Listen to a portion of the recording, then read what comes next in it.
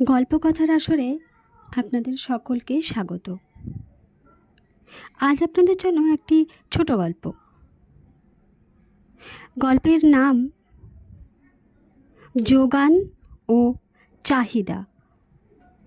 এই গল্পটির লেখক অমিতাভ সমাজপতি।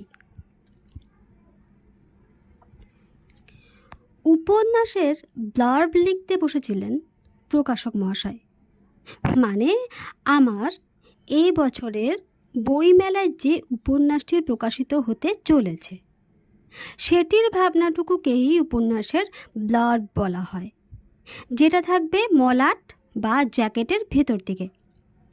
আমি লিখে পাঠালাম, একজন মানুষের মধ্যে কখনো কখনো বাস করে বিভিন্ন মানুষ বিচিত্রভাবে। এই বিচিত্র পরিচয়ের আভাসে এক একজনের কাছে এক এক রূপে প্রকাশ পায় সে। আমাদের এই উপন্যাসের নায়ক তার এই নানাবিধ এবং প্রায়শই বিপরীত পরিচয়ে বাস করতে করতে বুঝতে পারে আসলে তার কোনো পরিচয় নেই, ছিল না কোনো দিনও। একসময় সে আক্ষেপে ভেঙে পড়ে, বিমূঢ় হয়ে যায় এবং ভাবতে বসে এই সত্তা নিয়ে সে কি করবে। সেটাই উপন্যাসের মূল কথা। প্রকাশক খুব খুশি হলেন, কারণ তিনি 100 শব্দের মধ্যে লিখতে বলেছিলেন। আমি তার অনেক কম শব্দে উপন্যাসের মূল ভাবনা লিখেছি।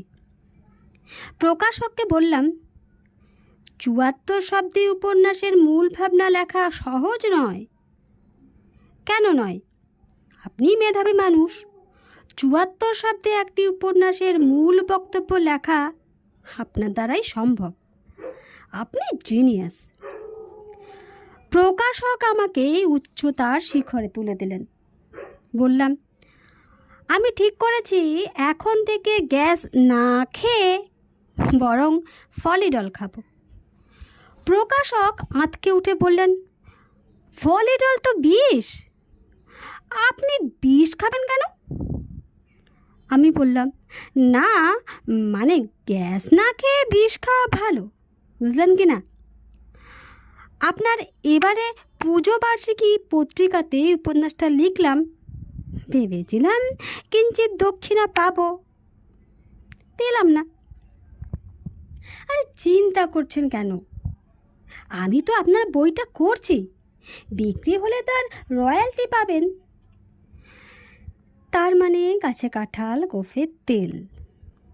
কথাটা বলতে গিয়েও বলতে পারলাম না।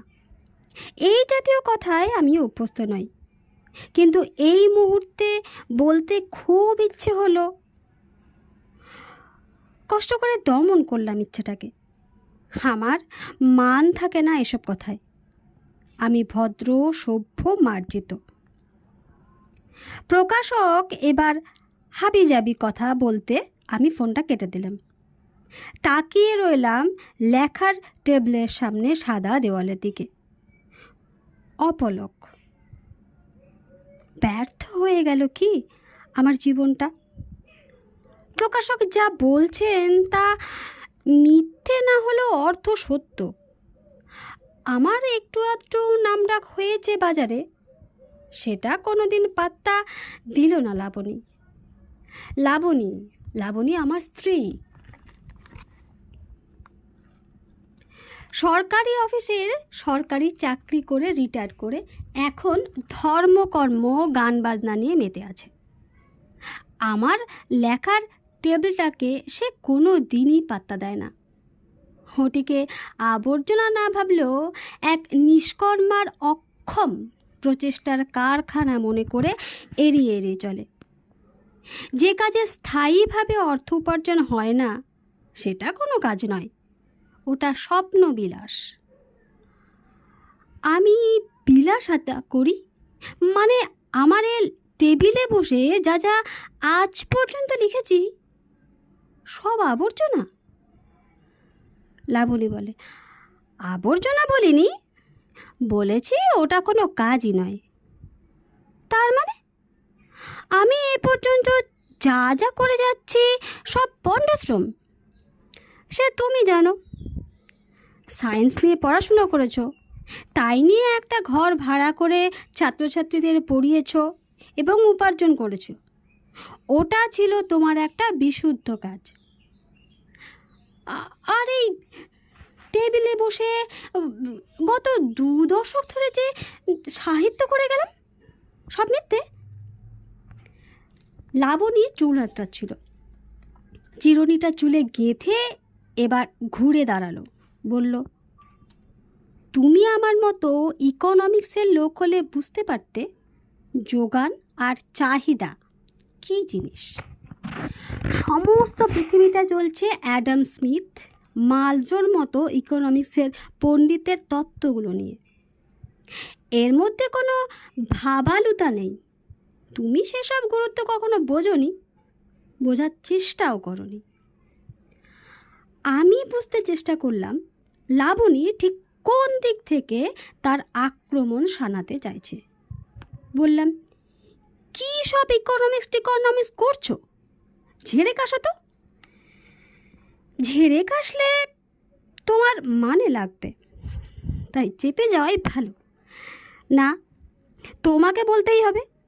কী চাপতে চাইছো তুমি? আমি যৌবনে যথেষ্ট উপার্জন করে তা তোমার হাতে তুলে দিয়েছি, সে টাকায় ব্যাংক আমাদের সুদ দিচ্ছে। তাহলে আমার এই টেবিলে বসে সাহিত্য করার অসুবিধাটা কোথায়? লাবণী তাচ্ছিল্যের একটা হাসি ছুড়ে দিয়ে বললাম তো, চাহিদা আর যোগান ব্যাপারটাই তুমি বোঝো না। It's a fact or economics that you don't know. What the hell do you want to mean? Come out clear. Labani আবার চুলে চিরুনি চালাতে চালাতে তার সাজসজ্জার পারিপাট্য ভালো করে দেখে নিল। বলল, যে জিনিসের যোগান বেশি অথচ চাহিদা প্রায় নেই, সেটা কোনো প্রোডাক্টই নয়, অন্তত বিক্রয়যোগ্য পণ্য তো নয়। এটাই অ্যাডাম স্মিথের কথা, যেটা তুমি মানতে পারছো না। এর মানেটাও তুমি জানো না বা জানতে চাও না। কি সেটা? ওই টেবিলে বসে যা লিখছো তা বাজারে কোনো চাহিদা তৈরি করতে পারছে না। তাই ওই কাজ বিলাসিতা ছাড়া কিছু নয়, কারণ ওখান থেকে পয়সা রোজগার হয় না। It is worthless to do and কি? আমি প্রায় গর্জে উঠলাম। লাবণী আমার গর্জন উপেক্ষা করে লিপস্টিক দিয়ে ঠোঁট দুটি আরও একটু চওড়া করে নিয়ে বলল, তর্ক করার সময় আমার নেই, ইচ্ছেও নেই। এখন আমি গানের ক্লাসে যাব। অর্থ উপার্জন হবে তাতে? আমি খোঁচা মারলাম তাকে। সে মুহূর্তে ঘুরে দাঁড়িয়ে বলল, গত 30 বছর ধরে অক্লান্ত পরিশ্রম করে এ সংসার চালিয়েছি। এখন আমি আমার জীবনটা উপভোগ করতেই পারি।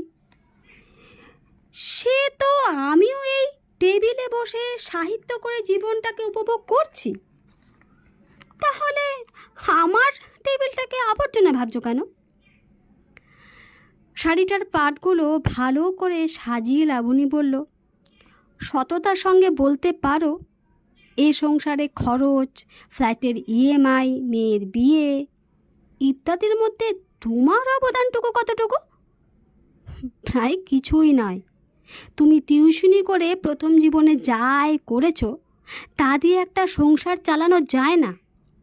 হঠাৎ একদিন কোচিং ক্লাস তুলে দিয়ে সাহিত্য নিয়ে পড়লে। সাহিত্য তোমাকে কি দিয়েছে? কিচ্ছু না। আমি উত্তেজিত হয়ে প্রায় চিৎকার করে বললাম, মেয়ের বিয়ের পর তোমার অনুমতি নিয়েই কোচিং ক্লাস তুলে দিয়ে সাহিত্য করেছি। সেটা আমাকে কিছু না হলেও সমাজে বিশিষ্ট ব্যক্তি হিসেবে পরিচিতি দিয়েছে।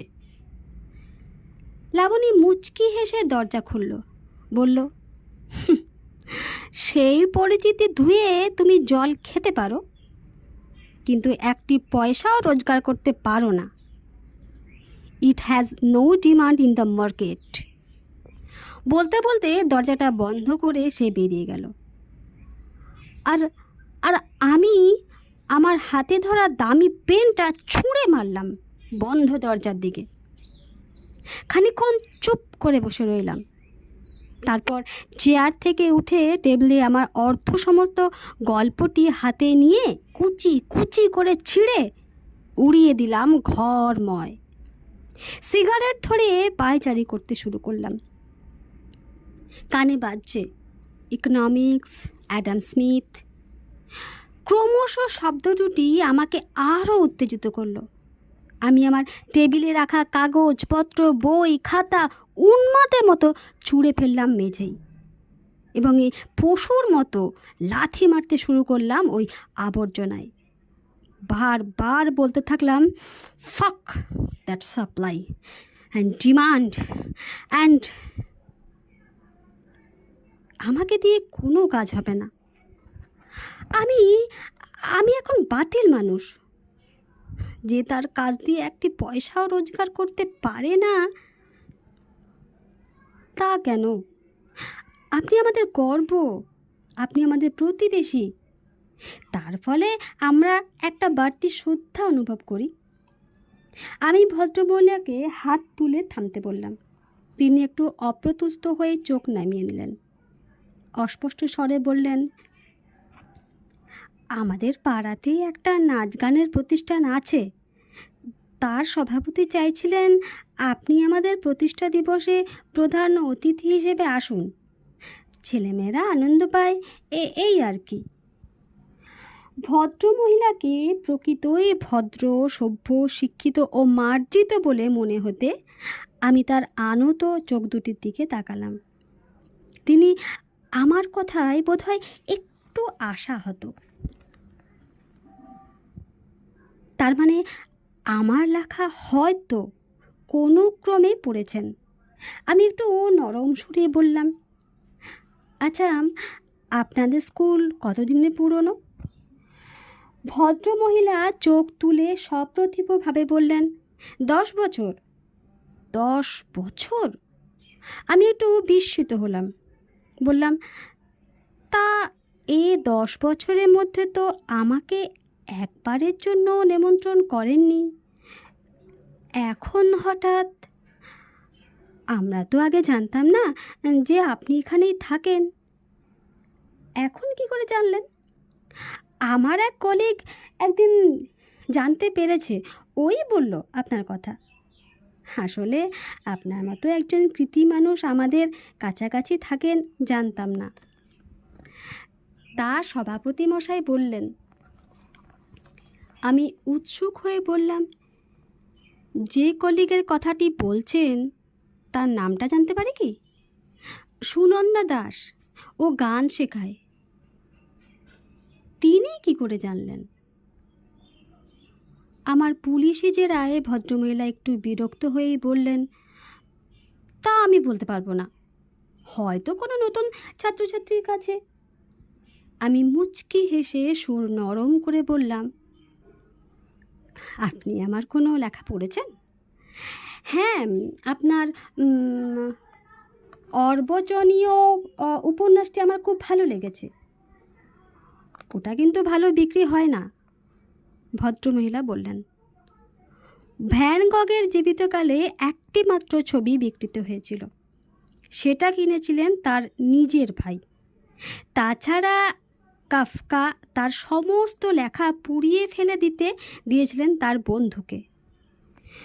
উৎসাহে আমি নড়ে চড়ে বসলাম। ইকোনমিক্স বিষয়টা যেমন ফুৎকারে উড়িয়ে দিলেন। বললাম, আপনাদের অনুষ্ঠানটা কবে হচ্ছে? সামনে রবিবার, মানে 15ই আগস্ট সকালে। তা ওখানে গিয়ে প্রধান অতিথি হয়ে কি করতে হবে? ছাত্রছাত্রীদের একটু ফ্ল্যাগ তুলতে হবে, ওদের সঙ্গে একটু থাকতে হবে, এই আর কি। কি মনে হলো জিজ্ঞেস করলাম, আপনি যদি ওখানে অ্যাডাম স্মিথের সাপ্লাই আর ডিমান্ডের ব্যাপারে বক্তৃতা দিই? ভদ্রমহিলা হেসে উঠলেন, বললেন, শুধু ওটা কেন, সেই সনের খাজনা তত্ত্ব, ম্যালথাসের জনসংখ্যা তত্ত্ব, আপনার যা যা ইচ্ছে তাই বলবেন, কোনো অসুবিধা নেই। আমি অবাক হয়ে তাকিয়ে রইলাম এই বিদুষীর দিকে। আপনিও ইকোনমিক্সের ছাত্রী? Yes, unfortunately. কম্বলের স্তূপের দিকে তাকিয়েছিলাম আমি। কলকাতা শহরের রাস্তার ফুটপাতে, মাঠে ঘাটে ঠিক কতজন লোক থাকে এরা জানে কি? বোধ হয় না।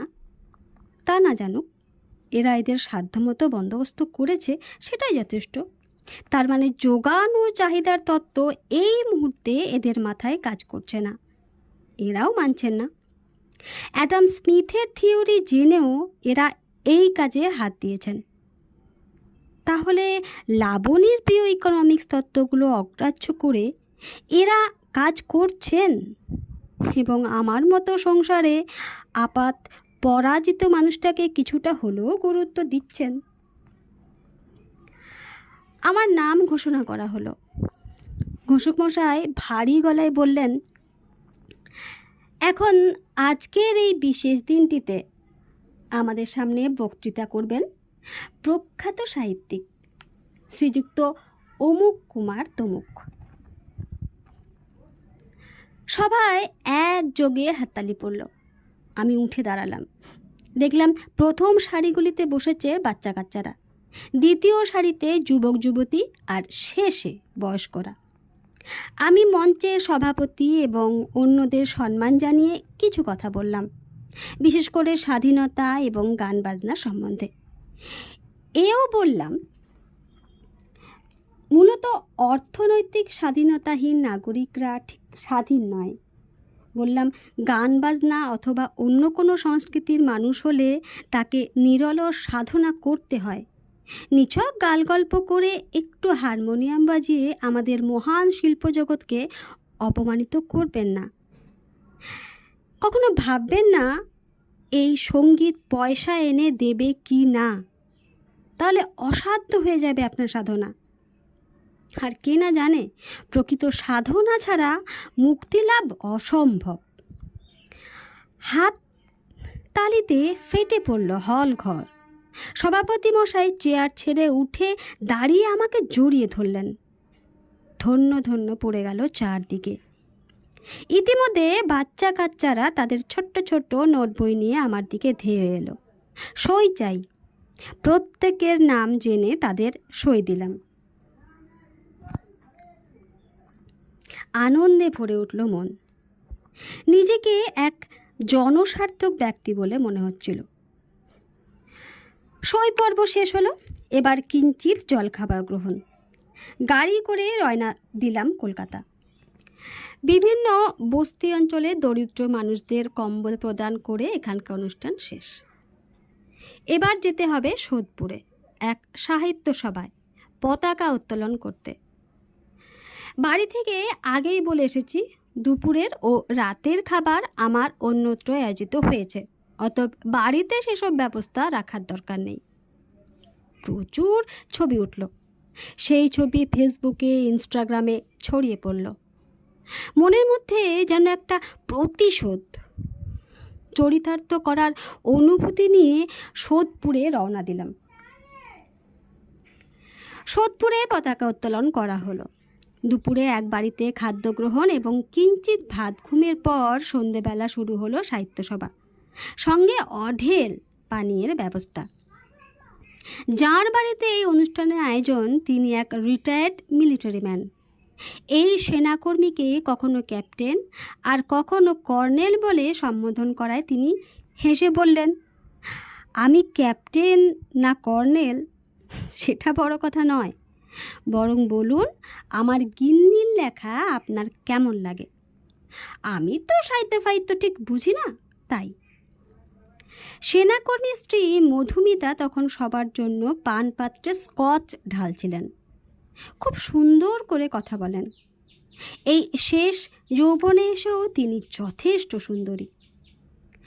একটু আগে তিনি তার লেখার ঘর আমাকে দেখালেন। কি নিপুণ করে সাজানো লেখার টেবিলটা, মোটা কাঁচ দিয়ে ঢাকা। সেখানে একটি অত্যাধুনিক টেবিল ল্যাম্প, তার কাছে কলমদান, সেখানে নানাবিধ পেন, পেন্সিল, ইরেজার, হোয়াইটনার এবং একটি দামি ল্যাপটপ। টেবিলের নিচে প্রিন্টার। আমার খুব খুব ভালো লেগেছিল এই সাজসজ্জা। মুখ দিয়ে বেরিয়ে এসেছিল, বাহ। মধুমিতা মৃদু হেসে বলেছিলেন, এসব আমার কম্য নয়, আমার কর্তার পরিপাট্য। ও লিখতে জানে না, তবে সাহিত্যকে খুবই সম্মান করে। আজ আপনার মতো একজন কৃতি সাহিত্যিক আমাদের বাড়িতে আসবেন জেনে সমস্ত রান্না ও নিজের হাতে করেছে। মানে? আমি চমকে উঠলাম। মধুমিতা হেসে বললেন, ও রান্না করতে খুব ভালোবাসে। ছুটির দিনে রান্নার লোককে ছুটি দিয়ে রান্না করে মন দিয়ে, আর আমাকে লিখতে বলে। মাঝে মাঝে চা কফি দিয়ে যায়। কি ভাবছেন? মধুমিতার কথায় আমার সম্বিত ফিরল। আমার চোখে ভাসছিল তখনও ভদ্রমহিলার লেখার ঘরটি। আমি ভেবা জায়গা খেয়ে বললাম, না, কিছু না তো। মধুমিতা বললেন, কিছু একটা ভাবছেন আপনি? আমি মাথা নাড়লাম। আসলে আপনার লেখার ঘরটি আমার খুব ভালো লেগেছে, তাই। মধুমিতা হাসলেন। ও তো বামনের চন্দ্রস্পর্শা বিলাস। বাদ দিন, আপনি এই রকমের পরিবেশে অভ্যস্ত নন না। আপনার বাড়িতে এসব বোধহয় চলে না। না, আমার গিন্নি এসব পছন্দ করেন না। নিন, গ্লাসটা ধরুন। আপনার কর্নেল সাহেব এখন উল্লাসে ফেটে পড়বেন। আসর জমে উঠল। এখানে প্রত্যেকেই কিছু না কিছু লেখালেখি করেন। এরা সকলেই তাদের নিজেদের লেখা কবিতা বা ছোট গল্পের অংশ পড়ে শোনাচ্ছিলেন, মূলত আমার মনোযোগ আকর্ষণ করার জন্যই। আমি এদের থেকে ক্ষেত্রে একটু এগিয়ে আছি, তাই আমাকে মতামত দিতে হচ্ছে সবার লেখার। ক্রমশ একটা বিরক্তি বোধ জাগছে আমার মনে। মাথায় ঘুরছে আমার স্ত্রীর সেই সাপ্লাই এবং ডিমান্ড, অ্যাডাম স্মিথের কথা। ভাবলাম এরপর বলি, এসব সাহিত্য করে কটা পয়সা আসে? All worthless. দুপেগ হয়ে গেছে। এখন লেখা ছেড়ে তর্কাতর্কি শুরু হয়েছে। বাণিজ্যিক কাগজ বনাম লিটল ম্যাগাজিন। সূক্ষ্ম খোঁজা আসছে আমার উদ্দেশ্যেও। ইতিমধ্যে মধুমিতা সবাইকে তৃতীয় পেগ সাজিয়ে দিয়ে আবার ফিরে এলেন 4-5টা বই নিয়ে। বললেন, এই বইগুলোতে একটু সই করে দিন, আমার মেয়েকে পাঠাবো দিল্লিতে। ও আপনার ফ্যান। আমি আশ্চর্য হয়ে তাকিয়ে রইলাম। সবই আমার লেখা বই। মধুমিতা তাড়া দিয়ে বললেন, নিন, 2 পেগ হয়ে গেছে। 4 পেগের পর যদি আপনার হাত কেঁপে যায় তাহলে সই করতে অসুবিধে হবে। তার আগে প্রত্যেকটায় সই করুন। আমার মেয়ের নাম সঙ্গীতা। আদরে বাঁদর হয়ে মাঝরাতে বীরের মতো বাড়ির দিকে রওনা হলাম। সঙ্গে চাবি আছে। লাবণী হয়তো ঘুমিয়ে পড়েছে। ঘুমোক লাবণী, ঘুমিয়েই থাকুক। দেখতে পেল না আমি এখনো জেগে আছি, জ্বলন্ত তারার মতো। দরজা খুলে লাইট জ্বালালাম এবং আশ্চর্য হয়ে থমকে দাঁড়ালাম। আমার চির আগোছালো টেবিলটা ঝলসে উঠল তার রাজসজ্জায়। নিখুঁত করে সাজানো সেটা। সেখানে 4-5টা দামি পেন, 2টি পেন্সিল, একটি ইরেজার, হোয়াইটনার আর ছোট বড় 2টি স্টেপলার। আমার বইয়ের আলমারিটা চিরকালই আগোছালো থাকে, সেটা এখন পরিপাটি করে সাজানো। আমি ভ্যাবা চাকা খেয়ে স্থবিরের মতো দাঁড়িয়ে রইলাম। এক পা করে টেবিলের কাছে এসে আরও অবাক হলাম। A4 সাইজের কয়েক তিস্তা কাগজ, তার প্রথম পাতায় লেখা, তোমার সকালের বক্তৃতা খুব ভালো হয়েছে। আমার গানের দিদিমণিরা খুব প্রশংসা করেছেন। আমায় তারা বলেছেন প্রত্যেকটি সার্থক মানুষের পিছনে থাকে আর একটি নারী।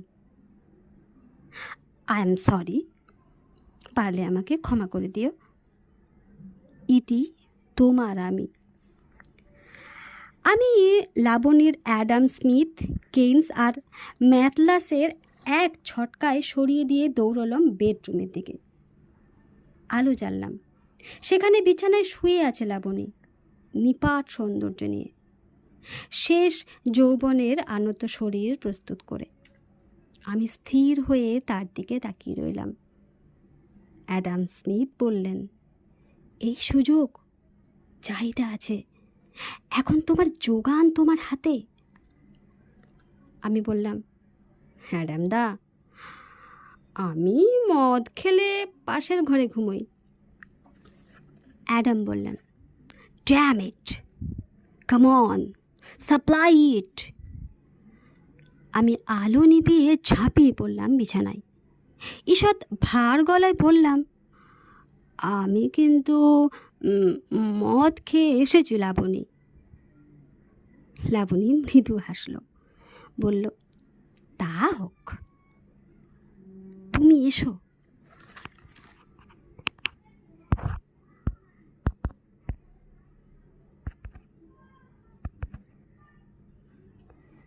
নমস্কার।